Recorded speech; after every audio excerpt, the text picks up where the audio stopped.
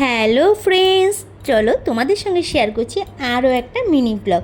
আমি যখন মা বাবার বাড়িতে ছিলাম তখন এই যে চলে গেছিলাম আমার এক কাকিমা বাড়ি।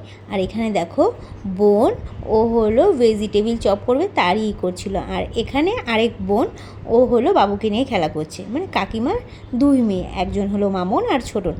আর কাকিমাদের বাড়ি আমাদের বাড়ির একদম পাশে। আমাদের ছোটোবেলার অনেকটা সময় কিন্তু কেটেছিল কাকিমাদের বাড়ি এই দুই বোনের সাথে।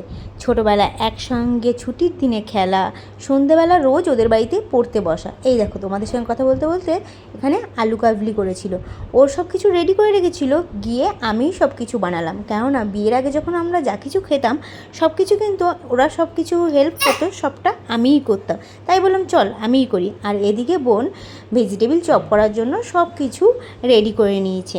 আর দেখো এক এক করে চপগুলি ভাজছে। আর এটা ছিল কিন্তু সম্পূর্ণ নিরামিষে। আর খেতে এত সুস্বাদু হয়েছে কি বলবো, সত্যি ছোটোবেলার কথা মনে পড়ে গেল।